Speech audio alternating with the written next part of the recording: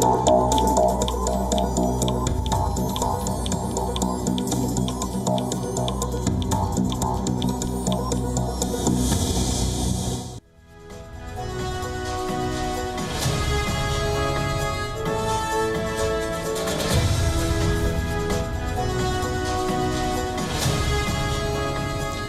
evening and welcome to Gravitas. I'm Palki, Sharma, Upadhyay. Let's get started.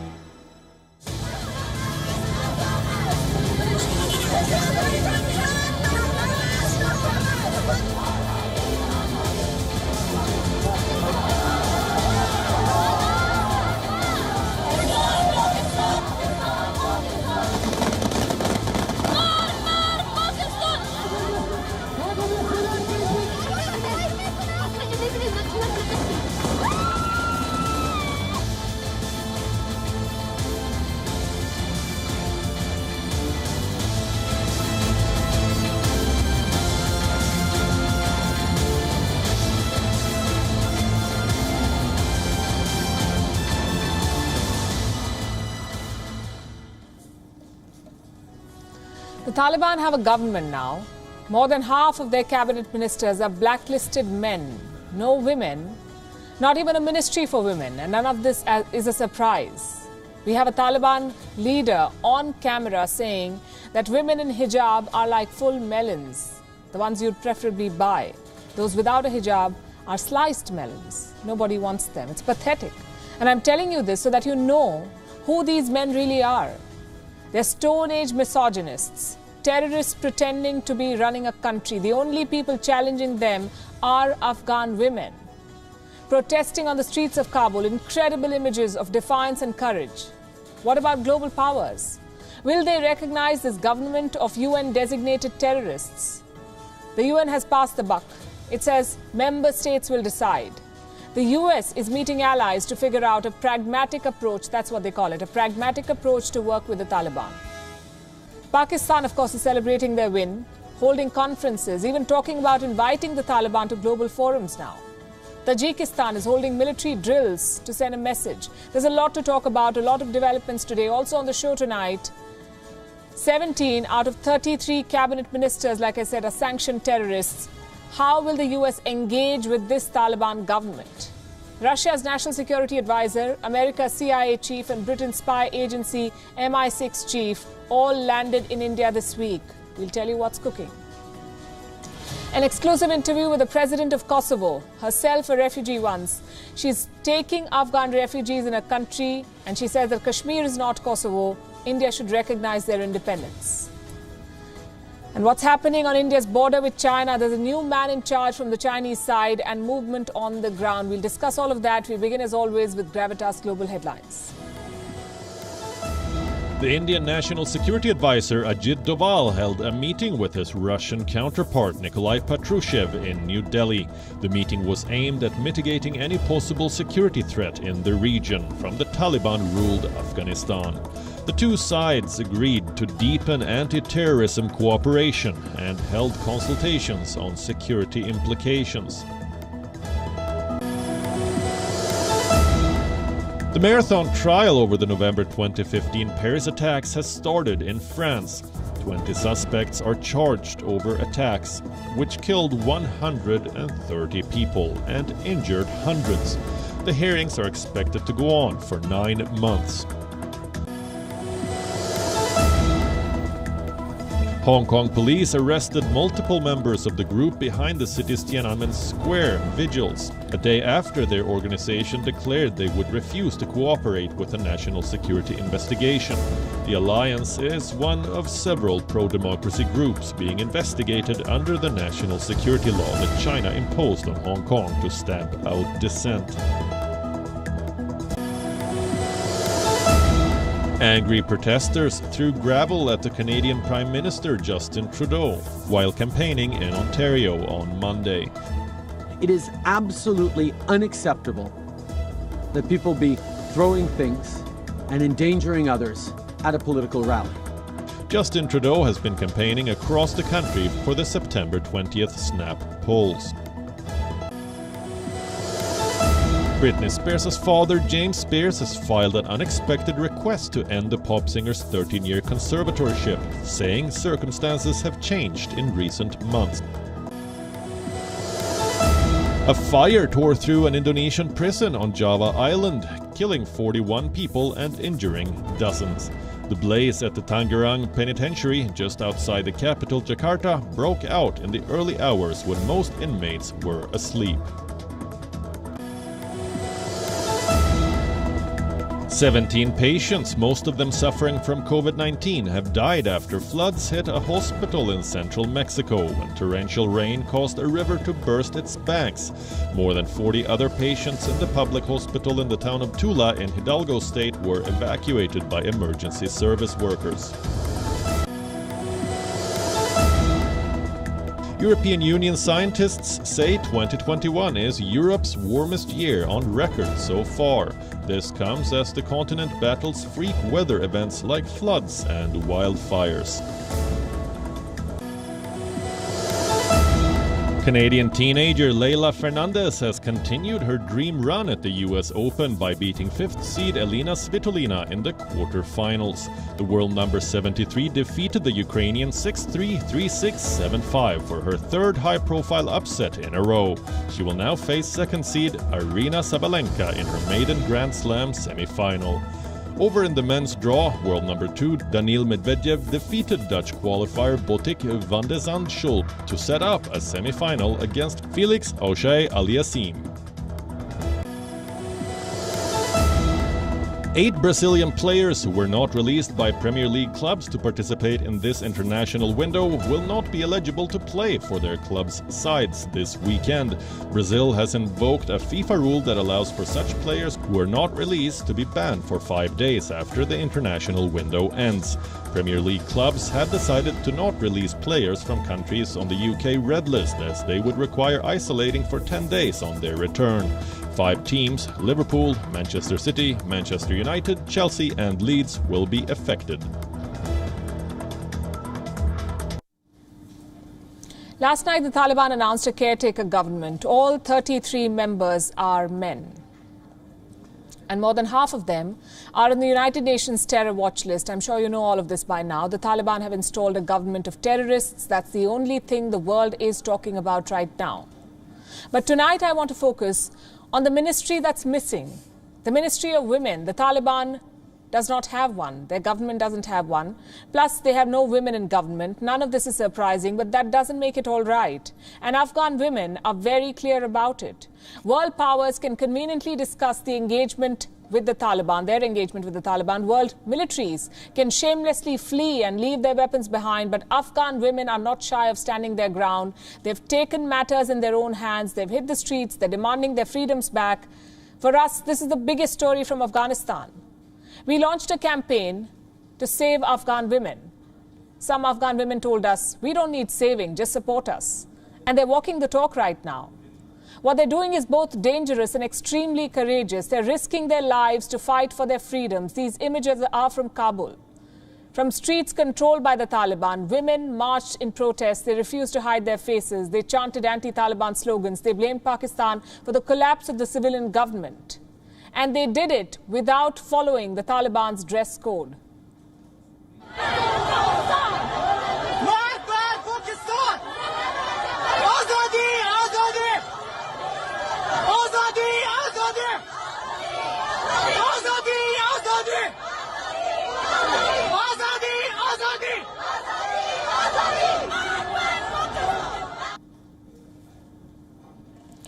The Taliban tried to stop them, not once, not twice, but several times. The women did not relent. Just look at how they marched on when a Talib tried to stop some protesters at Kabul's Dasht-e-Barchi.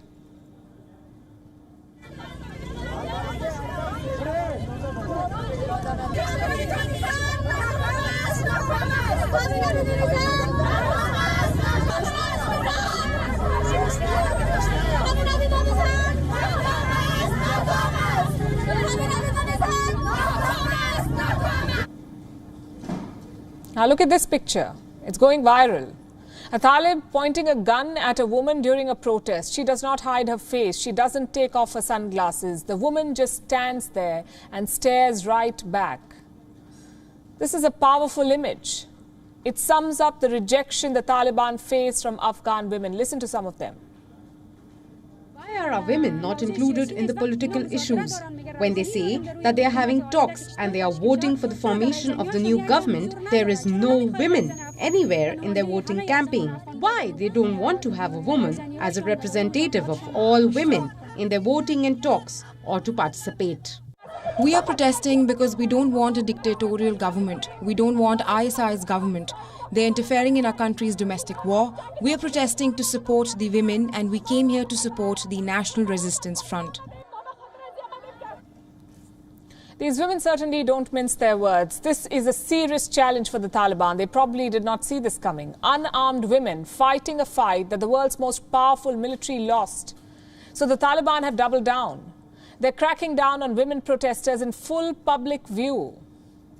This is what happened yesterday. The Taliban tried to whip women protesters in full public view, and this happened again today. What I'm about to show you is disturbing.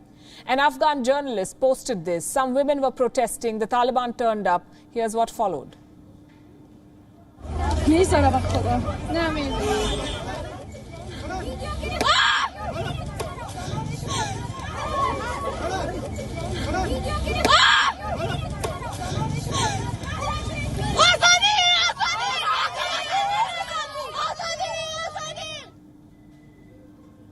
The Taliban don't want the women speaking out, and they don't want journalists giving them a voice. So here's what they do. Beat up the reporters who covered women's protests. See for yourself. So much for press freedom. Another sham promise that they made. The pictures we are showing you are disturbing. Look at what happened to journalists in Afghanistan.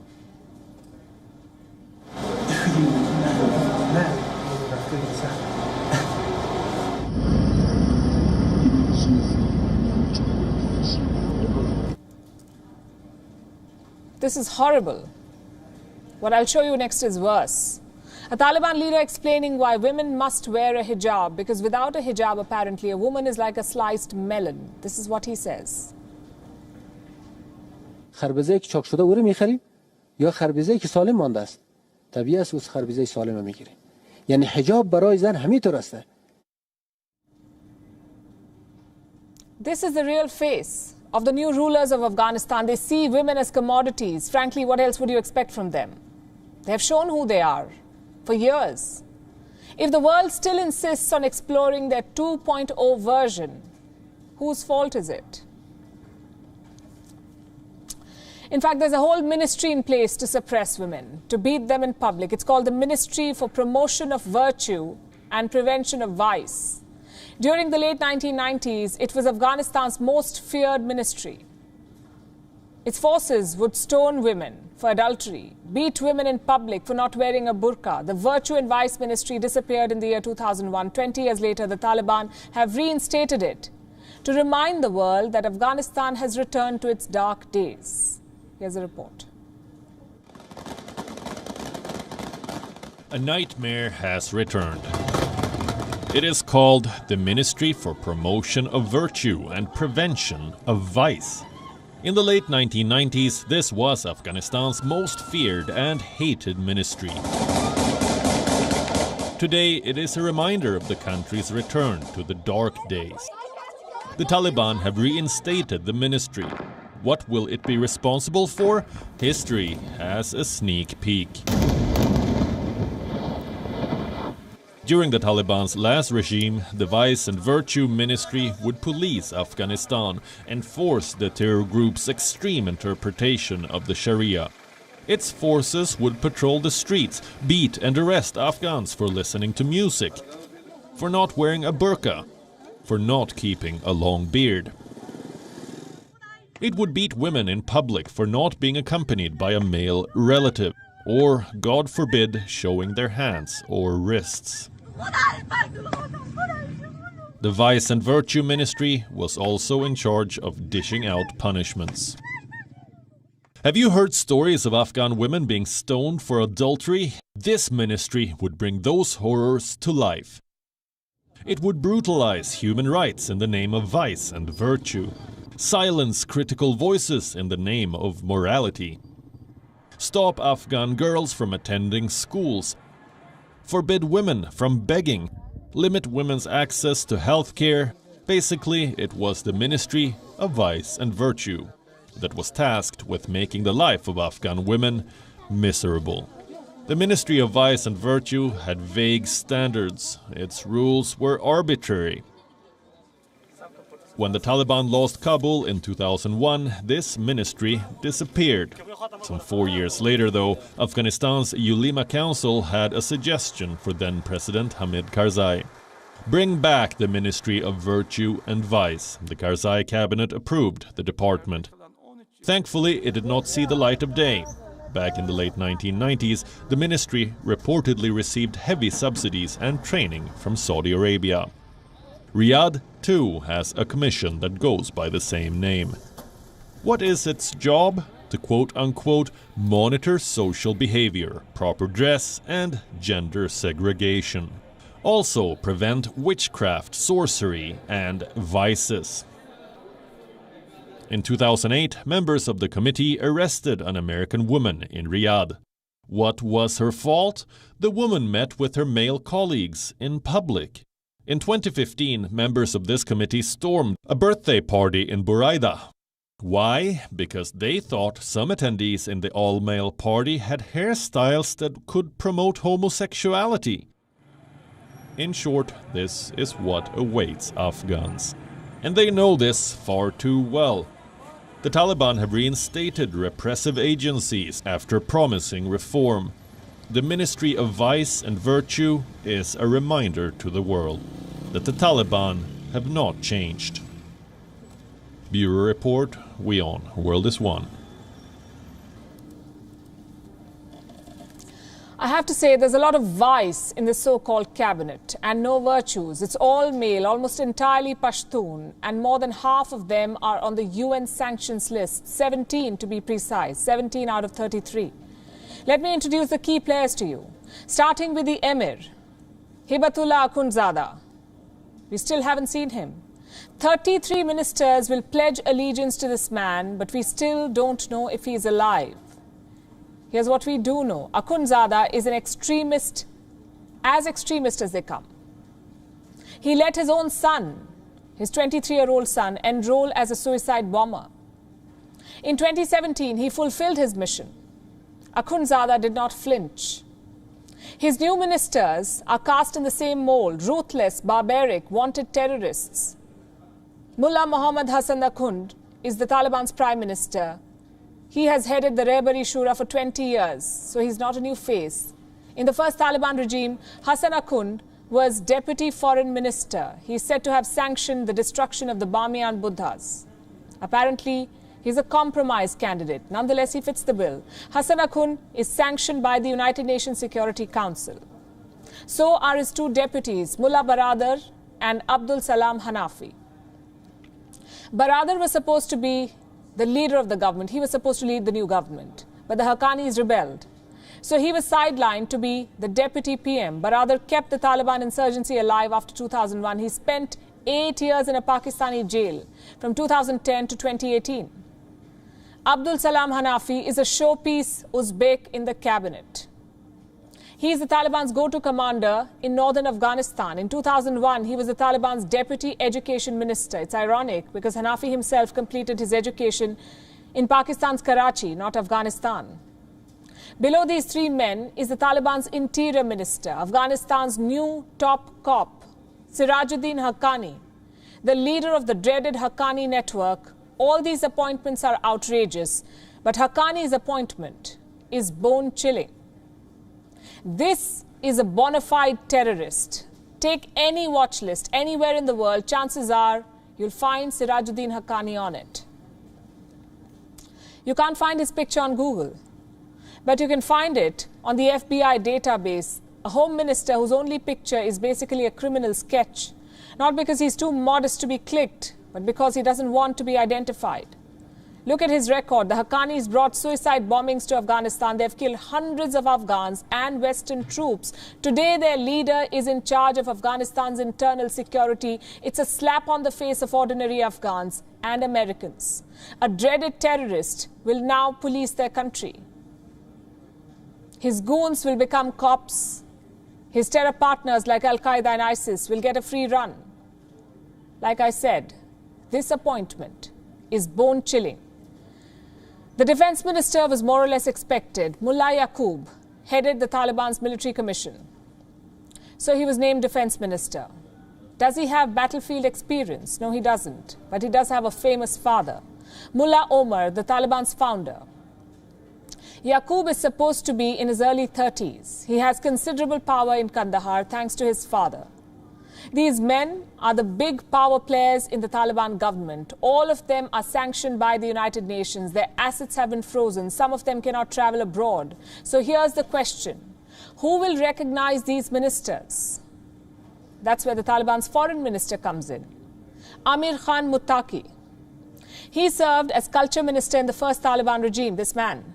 So his job was to basically wipe out anything un-Islamic. This time, his job is diplomacy. He's neither a military commander nor a religious leader. He specializes in reconciliation talks. Both Muttaqi and Mullah Baradar have a tough job. To convince the world that the Taliban have changed, it's a tough sell. Most of the ministers served in the first Taliban regime. Around 30 of them are Pashtuns, none of them are women, and 17 of them are sanctioned by the UN. How exactly is the Taliban 2.0? The old guard is still firmly in control. The so-called moderates from Doha have already been sidelined. I'll give you an example. Sheikh Mohammed Abbas Tanekzai. He's the deputy head of the Doha political office. Reports said he would be the Emirates' number 2 or 3. Instead, he's the deputy foreign minister, completely sidelined. One look at this cabinet and it's clear where the power lies. The old guard and the Haqqanis, both controlled by the Pakistani deep state. All sanctioned by the US and the UN. Will they be embraced, arrested or ignored? That's our next story. And I'm going to start with the FBI's wanted poster for Sirajuddin Haqqani. You have 3 pictures on it. Some aliases, some physical description, reward for capture.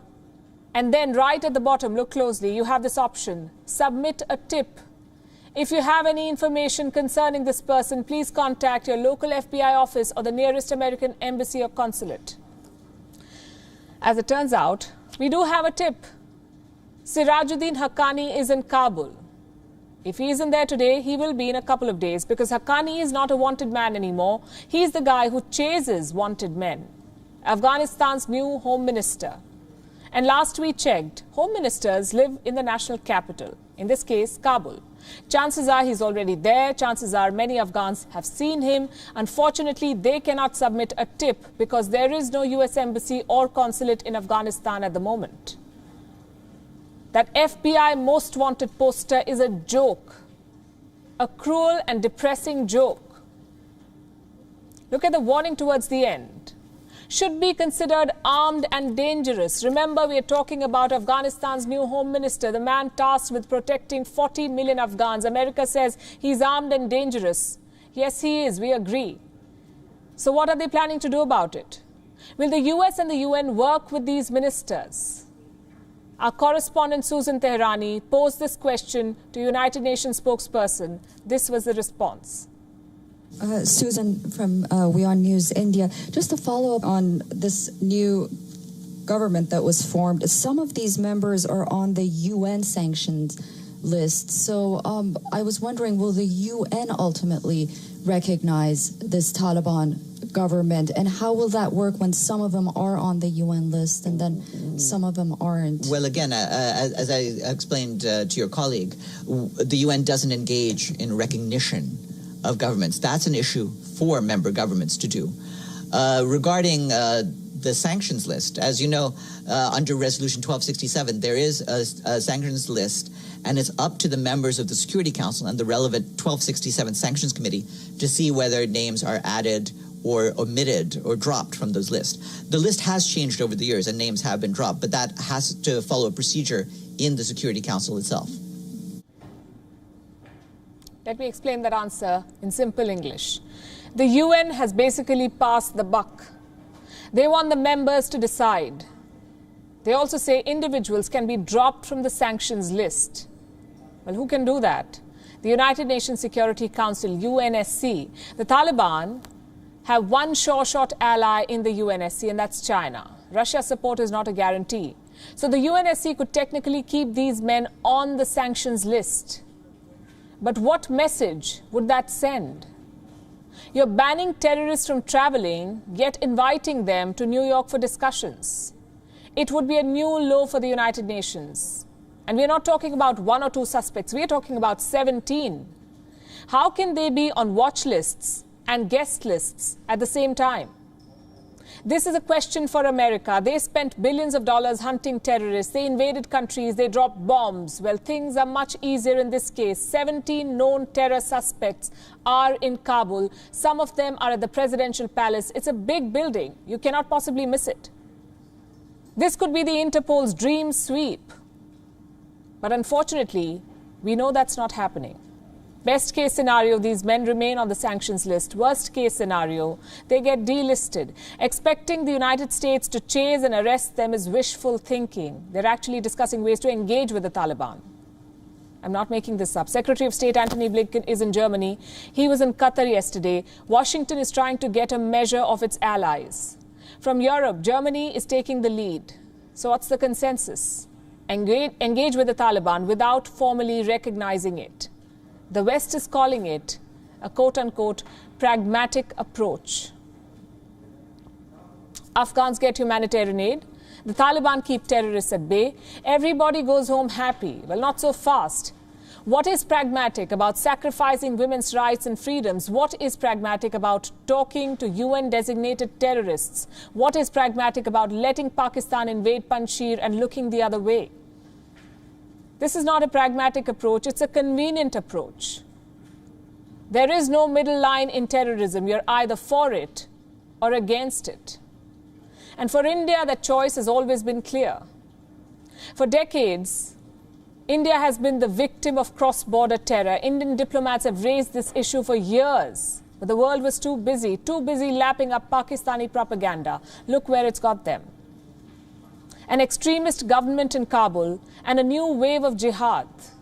Now those same countries want India's help.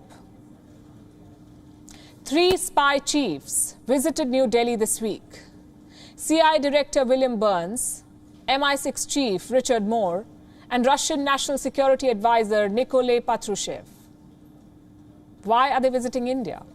Because things are spiraling in Afghanistan. Let me take you through each meeting. The first visitor was British spy chief Richard Moore. He reportedly met with India's National Security Advisor Ajit Doval. It was a hush-hush meeting, no statements from either side.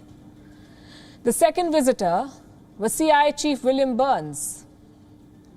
Another hushed-up visit. Burns met with Ajit Doval, also members of the National Security Council Secretariat. The CIA chief is spending a lot of time in South Asia. Last month, he was in Kabul. He met with Taliban leader Mullah Baradar. This week, he was in India, and some reports say he flew to Pakistan from New Delhi. Again, no statements. The third visitor was Russian NSA Nikolay Patrushev. This was a full-fledged meeting. We had handshakes, pictures, and statements. The meeting was a follow-up to the phone call between Prime Minister Narendra Modi and President Vladimir Putin. Afghanistan, of course, dominated the discussion. Here's what the Russian statement says. Both sides agreed to coordinate the approaches of Russia and India in multilateral formats on the Afghan settlement. There's more, and this is significant. The importance of defining parameters of the future state structure of Afghanistan by the Afghans themselves, as well as the need to prevent the escalation of violence, were emphasized. Basically, there is strategic agreement. India is worried about terror havens in Afghanistan, so is Russia.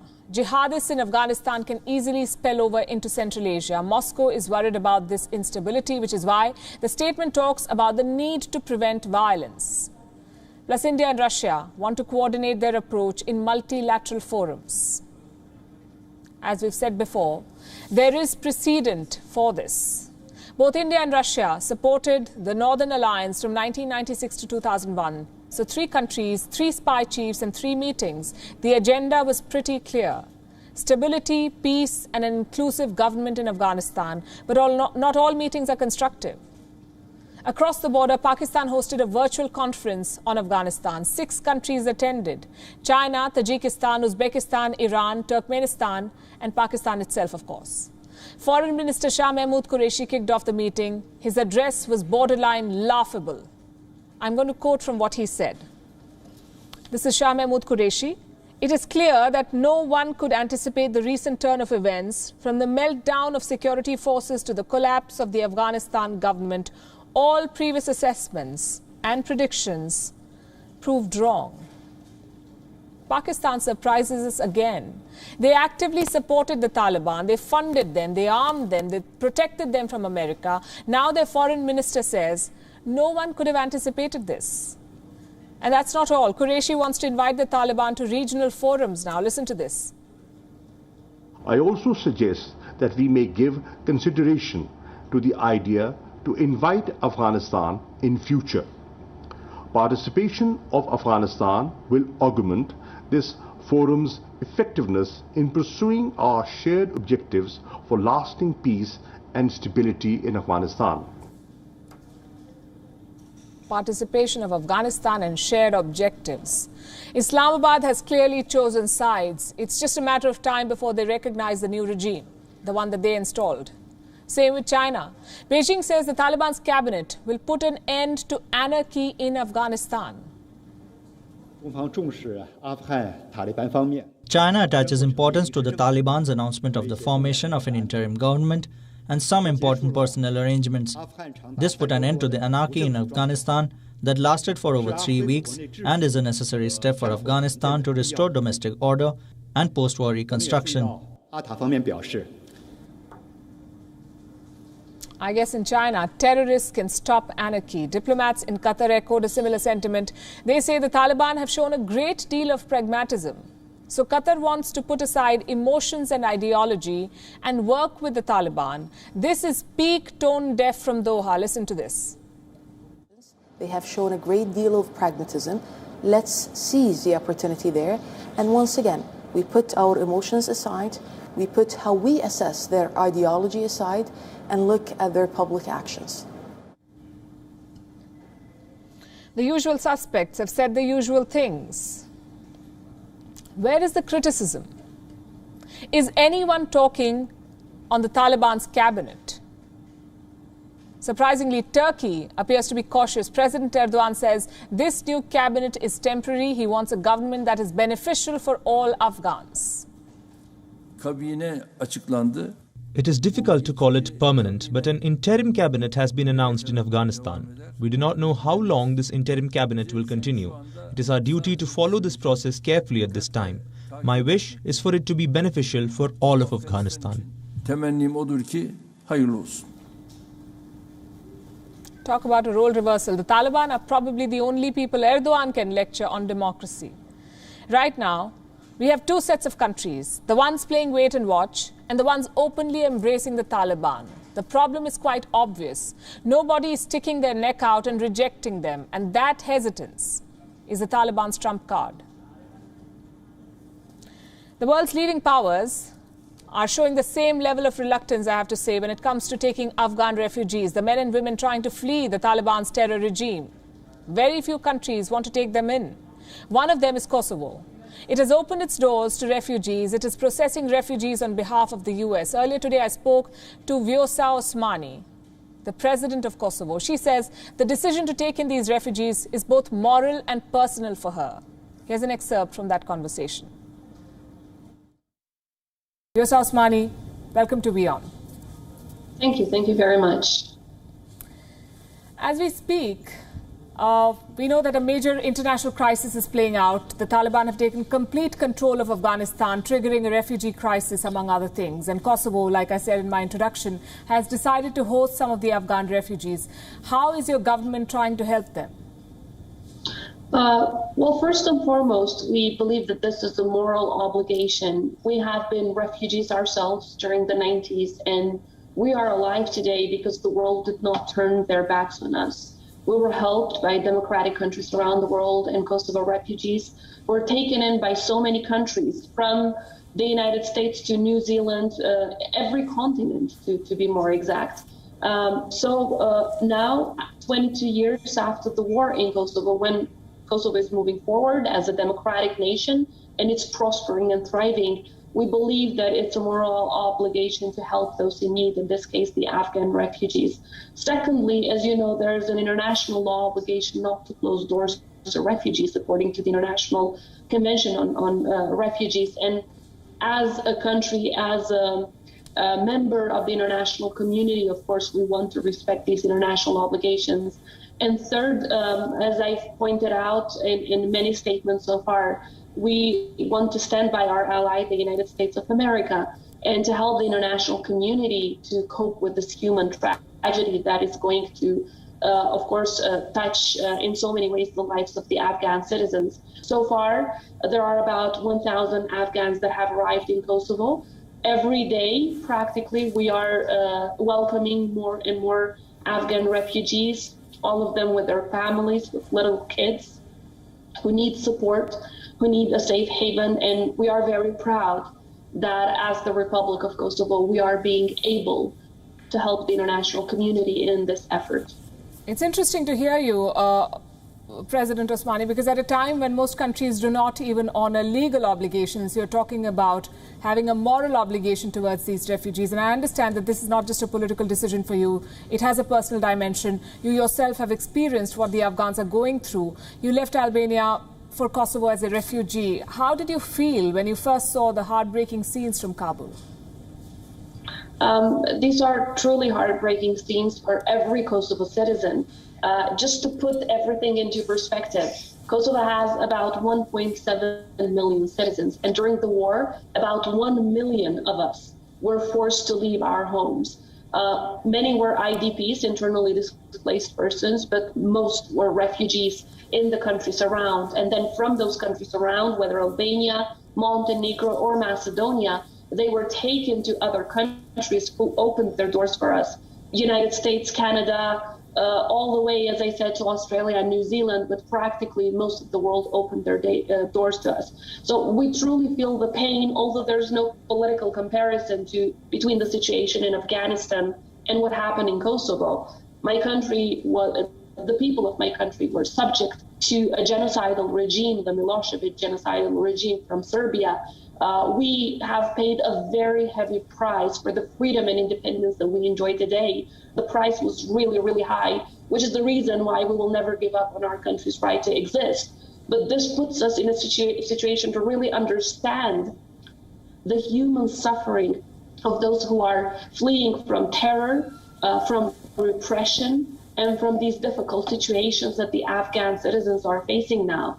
Under the new rule from the Taliban. We absolutely understand the human suffering, which is why we want to do our part in helping. Obviously, our capacities are limited, but as much as they are, we're going to put them in the service of helping these people who need now, not just Kosovo, but they need all of us. They need India, they need the United States, they need every democratic country that believes in democratic values. Let's talk about India's relationship with Kosovo. New Delhi, we know, does not recognize Kosovo as an independent nation.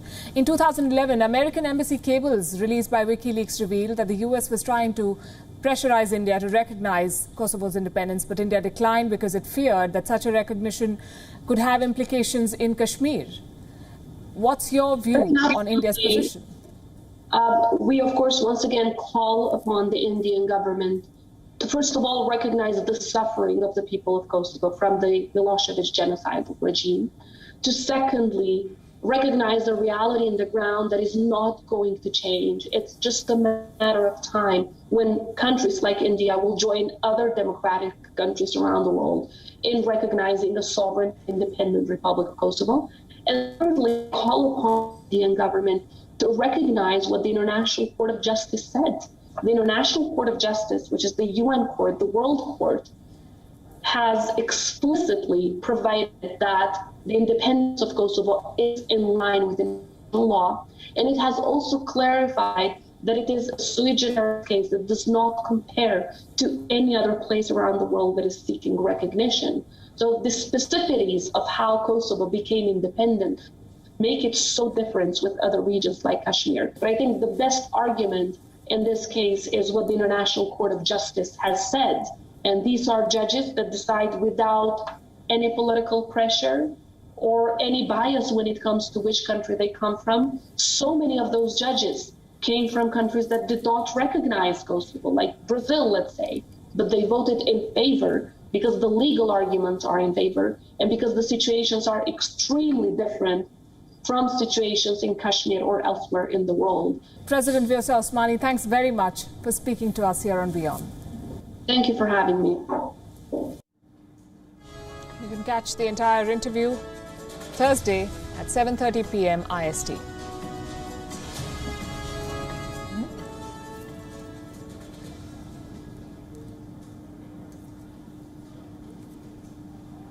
They say politics make strange bedfellows. It's true for Afghanistan and China. One is an Islamic emirate, the other is an atheist communist state. On paper, they don't make sense at all. But then again, ideologies are a matter of convenience. The Taliban see China as their best bet. A massive economy, a regional power, and a permanent member of the UN Security Council. That's money and clout. Check. What about China? What do they see in Afghanistan? An untapped market, a new Belt and Road outpost, and a hired gun against Uyghur separatists. That's profits and security. Check. This is a purely transactional relationship. China blames extremism for the crackdown in Xinjiang, yet they have no problems embracing an extremist government in Kabul. The Taliban think of themselves as defenders of Islam, but apparently that does not apply to the Uyghur Muslims in China. You see, it's all about money and power, nothing to do with ideology or Islam. The Taliban in China have held multiple meetings in the last few weeks. The latest was on Monday. China's ambassador met Maulavi Abdul Salam Hanifi in Kabul. He's Afghanistan's new deputy prime minister. What did they discuss? Basically the future, China's role in a Taliban-ruled Afghanistan. And that role will be closely linked to the Belt and Road Initiative, what some call the new Silk Route. A bit of history here. Afghanistan was a key stop in the ancient Silk Route. It linked Asia, Eastern Africa, and Southern Europe. We're talking about the 2nd century. The new Silk Route is a different story. It's less about trade, more about Chinese expansionism. Plus, the Afghan government was a staunch US ally, so they never joined the BRI. But Afghanistan's new rulers, the Taliban, are game. They want Chinese loans, Chinese roads, and Chinese bridges. It's great news for Beijing. They now have a highway to Central Asia, a new place to park their money. As for the Taliban, they think the BRI is some jackpot. Unlimited funds from a caring neighbor. Well, think again, we say. BRI is like a bank fraud. The offer comes first, the terms and conditions later. This is the definition of an unholy alliance. Both sides have contempt for each other's culture. Think about it. In China, you can be jailed for growing a long beard or if you're wearing a burqa. Apparently, these are signs of extremist thought. In Afghanistan, the Taliban say the exact opposite. No beard, get ready for a public whipping. No burqa, better stay inside your home. These are two completely different regimes. They're both ridiculous. But beyond that, they have nothing in common. What does this tell you about the Taliban? They don't care about Islamic ideology. It was just an excuse to wage a civil war. All this obsession with the Sharia, all this talk of jihad and infidels, it was all about capturing power. China has jailed 1.5 million Muslims in forced labor camps. They have criminalized the Taliban's most visible symbols, the beard and the burqa. What does the Taliban do with this? Put that same China in charge of rebuilding Afghanistan. China is not only a very important power among the neighboring countries of Afghanistan, but also a modern country with developed economy. Afghanistan needs infrastructure construction and foreign investment. Our country has just broken free from the war, which needs to develop friendly relations with all countries. We particularly hope to develop good relations of reciprocity and mutual benefit with China. So much love and camaraderie. Pakistan is probably feeling left out. Jokes aside, Afghanistan is a dangerous country for China's BRI. Afghans don't take kindly to foreigners. Remember, this whole insurgency started with the Soviet invasion. Will China repeat that same mistake? And here's why I ask. China's BRI requires a ground presence. Beijing will have to send engineers and laborers to Afghanistan. Will ordinary Afghans welcome them? If not, will China send troops to protect them? And these are important questions because if China invests billions of dollars in Afghanistan, they will also have to protect those investments. Sounds familiar? This is how every major power got sucked into Afghanistan. They go in with a short, simple mission. They get bogged down for decades and ultimately they exit in shame. The question is, will China be next? Will the so-called Middle Kingdom be next in the graveyard of empires? We'll wrap with that, leaving you with Gravitas images. Thanks for watching.